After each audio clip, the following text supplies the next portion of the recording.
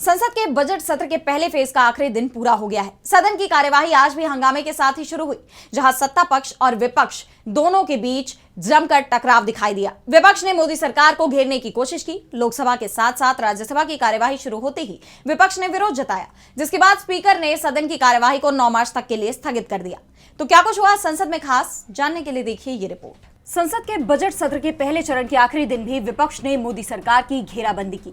सत्ता पक्ष और विपक्ष में जबरदस्त टकराव देखने को मिला। संसद परिसर में विपक्ष ने भारत अमेरिका ट्रेड डील, चीन भारत संबंध और एप्स्टीन मामले में हरदीप पुरी के इस्तीफे समेत तमाम मुद्दों पर सरकार के खिलाफ मोर्चा खोल दिया। इस दौरान आरजेडी सांसदों ने केंद्र सरकार से आरक्षण नीति में बदलाव करने की मांग की और पीएम मोदी और सीएम नीतीश कुमार के खिलाफ जमकर नारेबाजी की।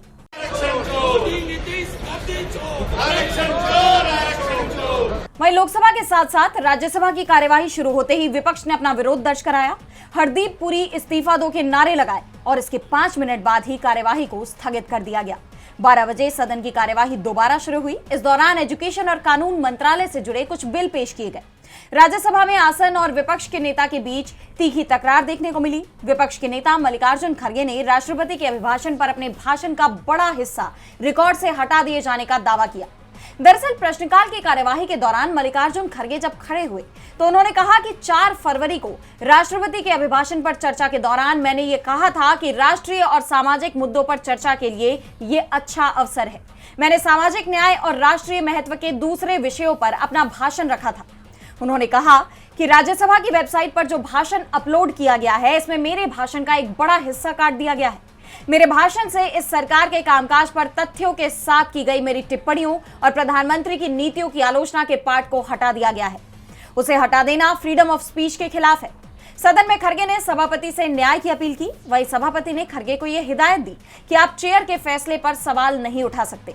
इधर राहुल गांधी के खिलाफ विशेषाधिकार हनन प्रस्ताव से सरकार ने यू टर्न ले लिया है। संसदीय कार्य मंत्री किरेन रिजिजू ने कहा है कि संसद में राहुल गांधी के खिलाफ सरकार फिलहाल कोई प्रस्ताव नहीं लाने जा रही है।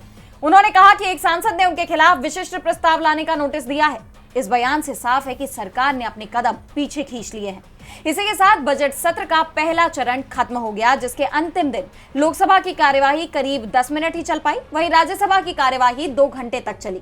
अब संसद के बजट सत्र का दूसरा चरण 23 दिन के ब्रेक के बाद 9 मार्च से शुरू होगा, जो 2 अप्रैल तक चलेगा। डीबी लाइव की रिपोर्ट।